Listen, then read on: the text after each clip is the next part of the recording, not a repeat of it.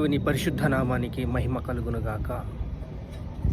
యేసయ్య పరిశుద్ధుడు, పరిశుద్ధుడు, పరిశుద్ధుడు, పరిశుద్ధుడు. మనల్ని ప్రేమిస్తున్నాడు. అత్యున్నత శిఖరాగ్రము మనల్ని ఎక్కించాలని ఆశపడుతున్నాడు. అత్యున్నతమైన శిఖరాగ్రములో మనల్ని చూడాలని చూస్తున్నాడు. ఆయన రక్షకుడు మనతోనే జీవిస్తున్నాడు. రక్షకుడు మన మధ్యనున్నాడు.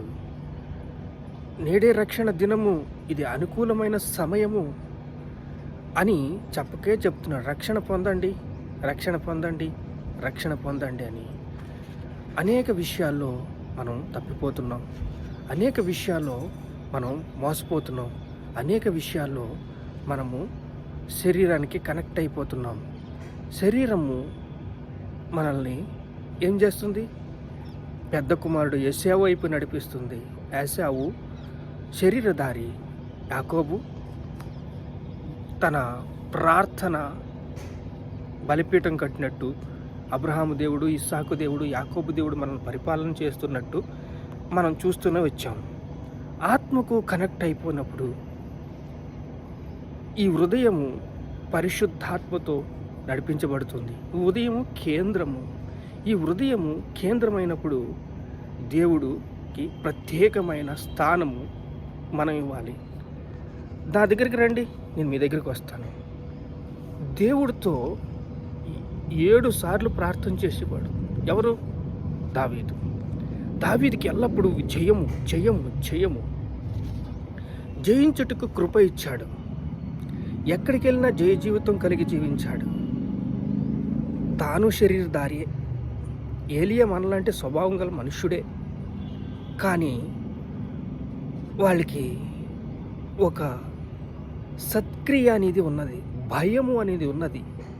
దేవుని భీతిలో నడుస్తారు. చూడండి, 2వ సమూయేలు గ్రంథం 8వ అధ్యాయం 2వ వచనం. మోయాబీయులు దావీదును దాసులై అప్పము చెల్లించిరి. ఫిలిష్తీయులేమో ఓడిపోయారు, అమోలికీయులు ఓడిపోయారు, ఎదోమీయులు ఓడిపోయారు, సిరియాయులు ఓడిపోయారు. ఎక్కడికి వెళ్ళినా జయము జయము జయము, యెహోవా అతనికి తోడయ్యుండెను. దావీదు 7 మార్లు స్తుతించటం, దేవుని సన్నిధికి వెళ్ళటం, దేవుని పాదాలు పట్టుకుంటాం. దేవునికి మొదటి స్థానం ఇవ్వకపోతే పాపము గురించి ఎందుకు చెప్తున్నానంటే, మీ హృదయము కేంద్రంగా ఉండాలి. మీ హృదయములో దేవుడు నివసించాలి. పరిశుద్ధాత్మను దుఃఖపరచొద్దు. పరిశుద్ధాత్మని దుఃఖపరిచేకొలితే మీకు ఏమవుతుందంటే, దేవుడు మన మధ్య నివసిస్తున్నాడు. దేవుని రాజ్యం మన మధ్యన ఉన్నది. దేవుని రాజ్యం మనతోనే ఉన్నది. దేవుని రాజ్యము మనకు సమీపంగా ఉన్నది. పరలోక రాజ్యం మనకి సమీపంగా ఉన్నది. సర్వలోకానికి వెళ్ళి సర్వ సృష్టికి సువార్తను ప్రకటించమన్నాడు కదా. మన మధ్యన దేవుడు ఉన్నాడు. ఎలా చెప్తారండి మీరు? అయ్యో దేవుడా ఎలా చెప్తారు? చూడండి, న్యాయాధిపతుల్లో చూడండి. న్యాయాధిపతులు 2వ అధ్యాయం 11వ వచనం. ఇశ్రాయేలు ప్రజలు వాళ్ళు వెళ్తున్న దారిలో ప్రతిమల్ని పూజించారు, దేవుడి కోపం పుట్టించారు. చూడండి, యెహోవా కన్నుల ఎదుట కీడు చేశారు. ఐగుప్తు దేశం చుట్టూ ఉన్న దేవతలను పూజించుని పట్టారు. పాపం చేయటం, దేవతలను పూజించటం, పరిశుద్ధంగా ఉండడానికి దూరంగా ఉండటం. హృదయము కేంద్రంగా భావించాలి. పరిశుద్ధాత్మను దుఃఖపరచొద్దు. పరిశుద్ధాత్మను దుఃఖపరచుకోవాలి. మీరు చాలా మూల్యం చెల్లించక తప్పదు. పాపానికి దూరంగా ఉండండి. పాపము మిమ్మల్ని పట్టిస్తుంది. పాపము మిమ్మల్ని చెరలోకి తీసుకెళ్ళిపోతుంది. పాపము మిమ్మల్ని వేడిలు, సంఖ్యలతో, బంధకాలతో బంధించేస్తుంది. మీ హృదయము కేంద్రంగా చేసుకోవాలి. మీ హృదయము కేంద్రంగా చేసుకున్నప్పుడు మీరు దేవునికి చోటిస్తే, దావీదు ఎక్కడికి వెళ్ళినా జయము జయము జయము పొందాడు. ఎదోమీయులు దావీదును దాసులుగా, ఎదోమీయుల్ని జయించాడు, ఫిలిష్తీయుల్ని జయించాడు, అమోలికీయుల్ని జయించాడు, మోయాబీయుల్ని జయించాడు, సిరియాల్ని జయించాడు. ఈ జయ జీవితము ఎలా వస్తుంది? దేవుని యందు భయభక్తులు కలిగి ఉండాలి. శక్తి చేతను బలము చేతను కాదు, నా ఆత్మ చేతను ఇది జరుగును. చూడండి, శక్తి చేతనైనను బలము చేతను ఇది కాదు, ఆత్మ చేతనే ఈ కార్యాలు జరుగుతాయి. దేవుడికి మీరు కనెక్ట్ అయి ఉంటే, దేవుడు అంటున్నాడు, నా దగ్గరికి రండి, నేను మీ దగ్గరికి వస్తాను, నా దగ్గరికి రండి, నాతో ఉండండి, చెడును అసహించుకోండి. దేవుడికి తెలుసండి, ప్రతి క్షణము తెలుసండి. శరీరము ఎలా కనెక్ట్ అయితే నువ్వు దేన్ని ఆశిస్తావో, దేని వైపుకి వెళ్తావో, నీ గురి ఏంటో, నీ గమ్యం ఏంటో దేవుడికి ప్రతి అణువు తెలుసు. అందుకే ఒక సెల్ ఫోన్ కన్నా సూక్ష్మంగా ఈ యొక్క మైండు, నరాలు, కళ్ళు ఇవన్నీ దేవుడు సృష్టించినప్పుడు మళ్ళీ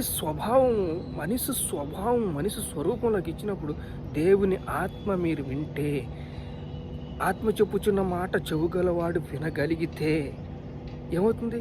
మీ స్వరూపము క్రీస్తు స్వరూపంలో మారుతుంది. క్రీస్తు స్వభావంలోకి మీరు వస్తారు. నూతన సృష్టిలోకి మీరు వస్తారు. నూతన స్వభావం మీకు వస్తారు. ఎక్కడికి వెళ్ళినా విజయం మీద అవుతుంది. ఎక్కడికి వెళ్ళినా మీరు విజయాన్ని సంపాదిస్తారు. ఎక్కడికి వెళ్ళినా మీరు ఆనందం, సంతోషం, సమాధానం కలిగి ఉంటారు. ఆయన మనల్ని ప్రేమిస్తున్నాడు. ఆయన మనల్ని ప్రేమిస్తూ ఇశ్రాయేలు ప్రజల్ని చూడండి, కోపం ఎలా వచ్చేస్తుంది మీకు? ఇశ్రాయేల్ ప్రజల మీదకి ఎంత కోపం వచ్చింది? గ్రంథం ఒక మాటలోనే, ఒక్క వచనంలోనే ఉంటుందండి, ఒక మాత్రలోనే ఉంటుందండి. ఎవడో 10 మాత్రలు వేసుకోడు. ట్యాబ్లెట్లు 10 మాత్రలు వేసుకుంటే ఎందుకైనా పనిచేస్తాడా? చెప్పండి. 10 ట్యాబ్లెట్లు వేసుకుంటే నీకు 10 అధ్యాయాలు చదివేస్తే నీకు వచ్చేది దేవుని యందు భయము, దేవుని యందు భక్తి, దేవుని యందు విధేయత, దేవుని సన్నిధిని పట్టుకుని గోజాడినప్పుడు నీ శక్తి కాదు, నీ బలము కాదు, దేవుని శక్తి. దేవుని దగ్గరికి రండి, మీ దగ్గరికి వస్తాను. నీ హృదయము దేవుని సున్నితిగా ఉంటుంది, సూక్ష్మంగా ఉంటుంది. అతి సూక్ష్మంగా మిమ్మల్ని నూతన సృష్టిగా మార్చాడు. పాత రోత జీవితాన్ని విడిచిపెట్టండి. దేవుడు కోపము రేగడానికి మనకన్నా ఎక్కువ ఫీలింగ్స్ ఉన్నాయండి దేవుడికి. అరే, మన బిడ్డలు ఏదైనా తప్పు చేసినప్పుడు మనకి ఎంత కోపం వస్తుంది, అంతకన్నా ఎక్కువ కోపం వస్తుంది. కానీ నిమిషం మాత్రం ఉండదంట ఆయన కోపం. మనమైతే క్షమించు ప్రభు అంటాం, మన భారం దింపేసుకుంటాం, దేవుడి మీద భారం వేస్తాం. కానీ దేవుడు ఏం చేయాలి చెప్పండి? మౌనంగా ఉండటం తప్ప ఏం చేశాడు? నీకేమన్నా కీడు చేశాడా? నీకు అన్యాయం చేశాడా?